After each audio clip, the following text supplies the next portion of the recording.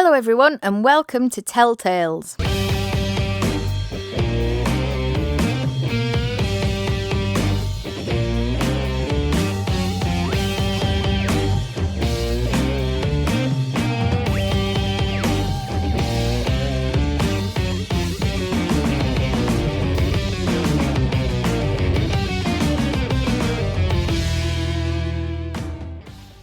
Hi everyone. So I've been a bit absent, even more than usual. Life got in the way, well, gigs and recording and stuff, and the podcast took a bit of a backseat for a while. Sorry about that. I can't promise when the next one will be either, as I seem to be busier now than I was when I actually had to go in a van to gigs.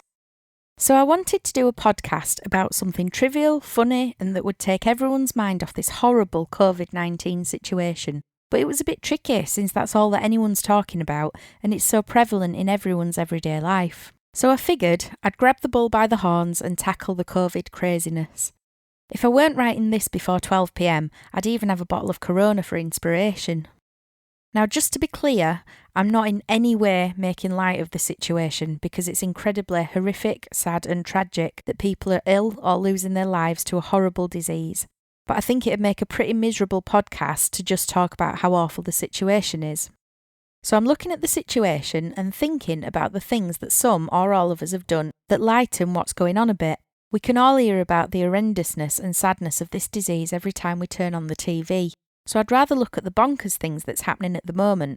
Also worth bearing in mind that laughter stimulates the organs in the body, increasing the oxygen to the heart, lungs and muscles, and releases endorphins. It eases stress and lowers blood pressure.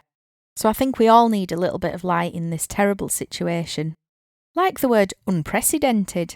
I get that this situation has never really happened on this scale before, but at least once all this is over, we'll never have to hear the word unprecedented again.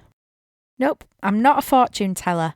But it wasn't that unprecedented to me. I went to Spain in February when everything was pretty normal in the UK and Spain. COVID-19 was really just sort of in China and Italy at that point. And the only thing we had in the UK was a rush of people buying hand sanitizer. I was due to travel back to the UK mid-March, however the week before I was due to fly home, the Spanish lockdown kicked in. Literally, I was having a drink in a bar with some friends at 6:30 p.m. on the Saturday, and the police came round closing down every bar in the whole town. And by 7:30 p.m, the town was a ghost town. Bar owners scurrying to close like mice being chased by hungry cats. Shops pulling down shutters. It was like the aliens were coming or something. And just like that, the whole of Andalusia was in lockdown. The Spanish lockdown was very strict and clear. Literally, you couldn't leave your place of residence except for groceries or medicine. And if you had a vehicle, it was only one person to a car to go for groceries or medicine. No other reasons were allowed, and odds on you'd be stopped by the police or civil guard and asked where you were going. The police were constantly patrolling the streets, asking everyone where they were going. It was incredibly strict. So we were due to fly back on the Tuesday, except Sleazy Pet cancelled our flight on the Sunday night. So after staying up all night through to Monday morning trying to book onto a rescue flight, only for the website not to work and to be on hold with Queasy Sweat's torture playlist team blaring out Ed Sheeran and Bruno Mars on repeat for hours and hours on end. By Monday lunchtime, I eventually managed to speak to an actual human, and they managed to book us onto an emergency flight on the Wednesday, thank goodness. That was rather stressful. My mum, who was on crutches from a hip-hop and knackered back, was due to run out of pain and blood pressure medication on the Thursday, so it was a bit urgent to get home. I even ended up buying 3 extra flights home for the 31st of March, just in case we couldn't get onto an emergency flight, which thankfully wasn't needed because that got cancelled anyway as well, so I'm still waiting for the elusive refund for that. Anyway, I digress. I had practice for the lockdown, although the UK seems a bit more floppy and flexible than Spain was. My dad was quite happy to stay in Spain. In the town where we were, there were no cases of coronavirus. It was mountains at one end of town and sea at the other, so there was very little chance of catching anything, especially since you couldn't leave the apartment. Also, the supermarkets were full of everything. Everyone sensibly purchasing, no stockpiling, panic buying or greed, just carrying on relatively normally. Anyway, it was certainly a shock to the system to get home and find everyone had a newfound obsession with buying loo rolls, pasta, eggs, flour and yeast. I guess one of the most stressful parts of lockdown has been shopping. In the big scheme of things, I know this is a bit of a trivial and silly thing to get stressed about, but it is stressful on a weekly basis. It's actually shopping that inspired this podcast. I sussed the shopping thing. Basically, go just before it closes if you can. It's empty, so there's very little chance of coming in close proximity of anyone. You don't have to queue outside for an hour in the rain, and it's just less stressful. Well, it has been up to going last night. So I did my weekly shop at a supermarket that has the acronym Tyrannic Egotistical Supermarket Controlling Oppressor. Now I totally understand that the shop assistants are only doing their jobs and are mostly doing a great job at doing their jobs. I know that the dictatorship is coming from further up the chain. However, having been lectured every week for the last 5 weeks before I can go into the store, told to stand on a blue dot, ordered to follow arrows and lectured about how big 2 metres is, I've heard enough. Especially when it's 9:30 p.m, there's about 5 people in a 2-storey store that's as big as a football field, and I have a brain that knows that 2 metres is about the size of a normal sized door. I really don't need it spelling out as if I'm a naughty 5-year-old on the naughty dot. Surely people have got enough common sense to know not to run up and hug a stranger or breathe down someone's neck for the last pack of pasta. And the thing that really knocked me off was going upstairs on the escalator thing and someone passing me the opposite direction on the downward escalator, about 2 feet away from me. Because without falling off or jumping over the other side and using Jaffa cake displays as a safety net, there's no way you can socially distance on an escalator. I also wonder how often they disinfect the handrail. Having said that, it could be their way of me exercising. Does running the wrong way on an escalator and trying to escape the chase inside count? Suffice to say, I will now be buying my scrumptious craft beers from somewhere else. Shame really, because they've been getting some good stuff in. Speaking of the 2 metre rule, in Siberia, social distancing has taken on a new meaning. They've said the distance between people should be the same size as one small bear. Well, to me, if you're that close to a bear, I don't think coronavirus is your biggest problem. And maybe I'm being cynical, but I can't help but wonder if there's a slight bit of profiteering going on with some supermarkets. I went into one the other day. I use it often. I usually buy my green chillies from there, which are usually about £4 a kilo. This time though, they were $7.99 a kilo. Surely chillies ain't gone up this much. Also, supermarkets putting up the price of paracetamol. There was a story in the news that said you shouldn't take ibuprofen during the COVID-19 outbreak. So everyone panic bought paracetamol. I found some in the same supermarket that likes the blue dots. Over £1 a packet for 16 capsules. It's never been so expensive. Now I know some people have said this is because they're struggling to get supplies from China, but the really strange thing is that the 2 supermarkets with the amazing middle aisles and the cheaper shops who have amazing chocolate and sweetie sections, like Gnome Bargains, seem to have no problem getting stock in from China and keeping the prices at around 20p a pack. Strange. Maybe Gnome Bargains have a deal with an elf food chain. I've also noticed that some of the big supermarkets have done away with offers. It used to be that you could get alcohol-free beer at 3 bottles for £3. Amazingly, they don't want you to buy 3 bottles now because they've put each bottle up to £1.30 a bottle, with no offers anymore. A nice little 90p profit on 3 beers. They've done this on all the products across the store, so no more multi-buys. Now I get that they want to keep it fair so that there's enough stuff to go around for everyone. But since there's no limitations on things like drinks, biscuits, Nando's sauce, etc., surely this is just making you buy multiple items at a higher price. Or if you buy less, then you have to go to the shop more than once a week as you've run out of whatever it was that you were buying, thus blowing a giant hole in the social distancing ideas. Also, reducing opening hours, so going from 24 hours a day to opening for 14 hours a day, so people have got 10 hours less to shop in. Surely that's concentrating the amount of people in the store at any one time. Seems like a great way of making more money and having to spend less on wages. The other thing that baffles me is why, when oil has fallen into negative territory for the first time ever, has the price of petrol stayed the same? Seems a good way of keeping profits up while no one's going very far. Now I don't agree with mega stockpiling because it's not fair on other people. And the fact that some people were stockpiling fresh stuff at first and most of it probably went off in the fridge and ended up in the bin just seems greedy and wasteful. If someone needed that much loo roll, they probably needed to go to the doctors a while ago. And I have to wonder, are people really making bread every day when they've bought a Warby loaf for the last 20 years? Have they really given up on their sliced loaf and taken to home baking? Or are they just looking after the whole country's supply of yeast and bread just in case Greg never opens his door ever again. Why is the supermarket full of sliced loaves and barren of flour and yeast? Maybe there'll be a whole new generation of artisan bakers. So, I went to a huge American wholesale shop last week as I needed to buy some bits and bats for my office and for the freezer, and they've got an amazing selection of both. They stipulated that you must take a trolley in with you to ensure that you're 2 metres away from anyone in front of you. This is all well and good, but what about at the sides of you? My dad asked the bloke on the door for another 3 trolleys and some belts, so that he could put them all the way around himself to make sure that no one came within a trolley length of any side of him. I think he's got a point. I might get one of those Victorian dresses with the hoops in the bottom, so no one can get near me. I've also realised having a sneeze or a tiny cough in public gets you practically burnt at the stake. I have never felt so conscious and condemned for having hay fever in my life. Also, I've not quite worked out why you can't go to a wide open outdoor space on your own to clear your mind and get some fresh air, as long as no one else is there, obviously using your brain and not going if anyone else is there. Or what about driving somewhere on your own if you're not getting out of the car? But you can go and queue at a shop for an hour with another 100 people who all want to buy polyfiller and a Venus flytrap. The rules seem rather ambiguous when it comes to this. Maybe Spain, strict and difficult as it was, had it right when they said you just couldn't leave home. At least it was clean cut. Phew, that all got a bit deep, didn't it? So, since lockdown began, I've had so many conversations with people about food. Whether it's just eating out of boredom or home cooking.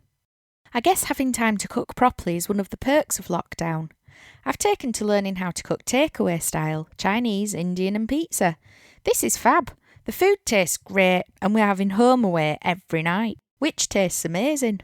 The only thing is, once lockdown finishes, none of my stage dresses will fit, and that'll all be irrelevant anyway because I won't be able to get out of the door to get into the van for the gigs.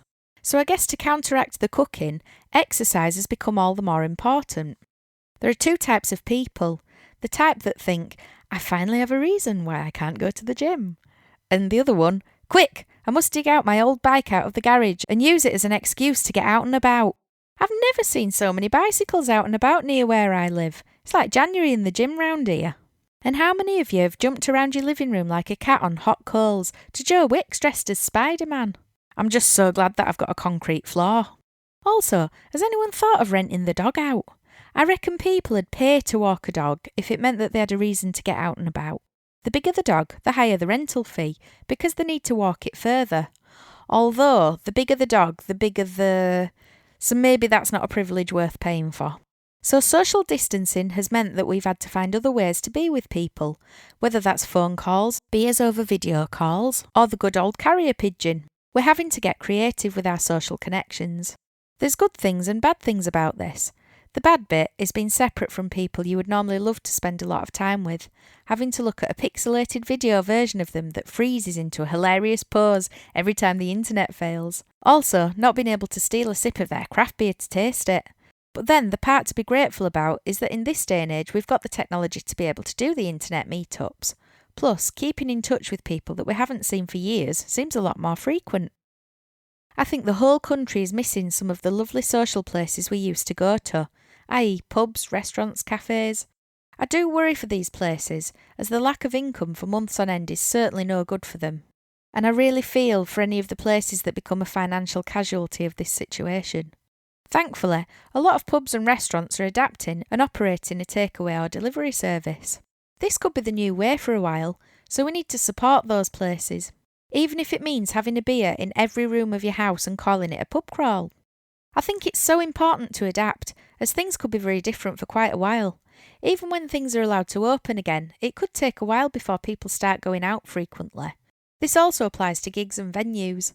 It'd be so lovely to think that as soon as lockdown is finished, people will be straight back out at gigs, venues will be open, and normality will resume. However, I think it would be naive to think this will happen, which is why I've been doing the shed sessions, the live stream on Facebook. If you can't come to the gigs, well, I'll bring the gigs to you. It's not ideal, it's not with my band, and it's only in my shed. But for now, this is the new normal. So an hour on a Saturday of me playing in my shed and being my usual daft self is the new gig. Hopefully it's a good compromise and everyone enjoys watching them. Fingers crossed once lockdown is lifted and people eventually do start going back out again, Pubs will be full, the venues will be full, and the gigs will be great. Speaking of working from home, maybe it's me being antisocial, but being available 24/7 and having no excuse that you're out and about or up a mountain or somewhere or something gives you no excuse not to do things. Maybe I need to learn to say no to people a bit more.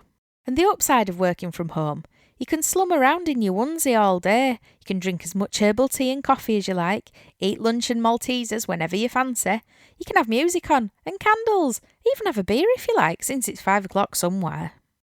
I wonder about the face masks. If you go into a bank with a face mask on, how do you differentiate between somebody being cautious and somebody being a bank robber? Also, is it all a conspiracy to force the end of cash and banks, so they force online banking and a cashless world? And if anyone doesn't want to risk having any spare cash, I'll gladly help them out. By the way, have you noticed how since we're all told to avoid touching our faces, we just love touching our faces as much as we can? So since I didn't celebrate my birthday twice, first there was my proper birthday when I was in Spain in the apartment, and the second I was meant to go for a meal back in the UK, and lockdown had started the previous Monday, so that scuppered that. So out of 2 birthdays, I've had none. So that means I've technically not aged up, right? Or do I just have a huge birthday blowout once lockdown's lifted? Is it just me, or has every day basically become a Sunday, and you've acquired corona jet lag? You stay up watching Netflix and Prime until 3 a.m, then get up at lunchtime. My whole body clock's moved on about 5 hours, so really, I'm mentally in New York. I'm trying to stay super positive and productive in lockdown, so I've taken up art again and growing things. I do this every single year around this time. I buy every pen, pencil, paint, paper, pastel that exists and pretend to be artistic. I've also got a stinky propagator on the windowsill. I raided the spice box and found everything for curries and planted it. Well, the seeds, not the powders. So there's mustard, onion, fennel seeds, they're all sprouting.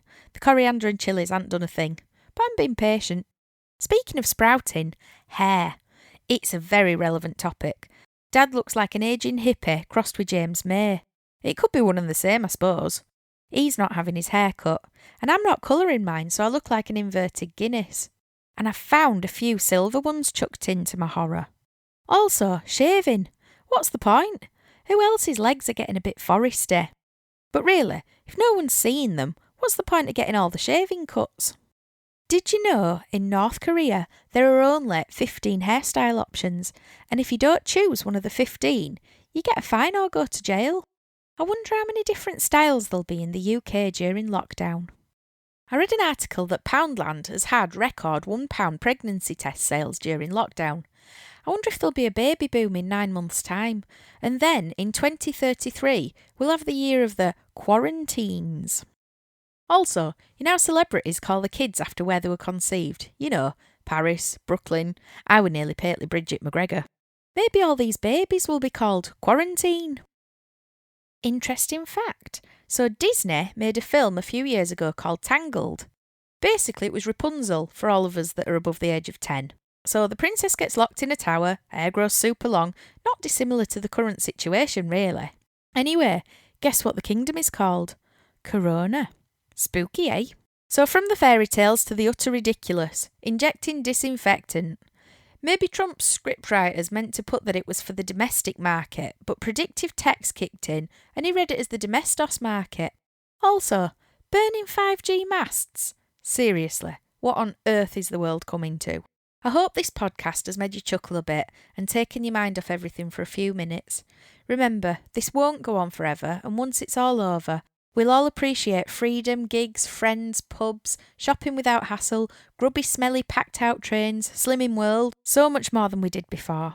Please check out the shed sessions over on my Facebook page, and I repeat them on YouTube too. The music and a bit of daftness. And if you're running out of clean clothes because the supermarket have run out of washing liquid, I've got brand new shed session t-shirts available on my website.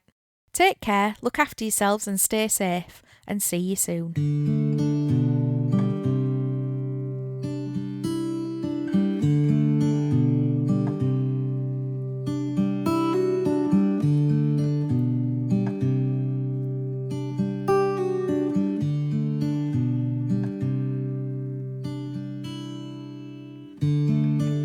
So tough. If only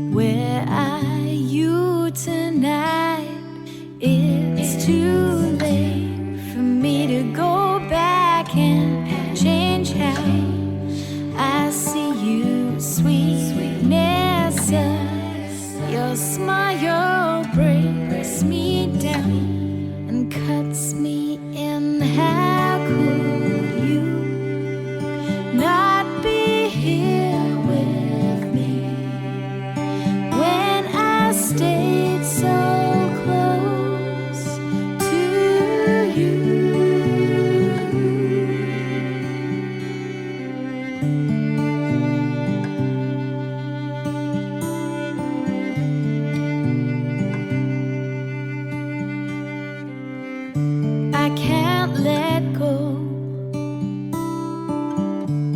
Be what might again. Here and now I know you can't feel my pain when I have gone. Will you remember me second to none? Someday you'll believe it's too late for me to go back and change how I see you. Sweetness of your smile, your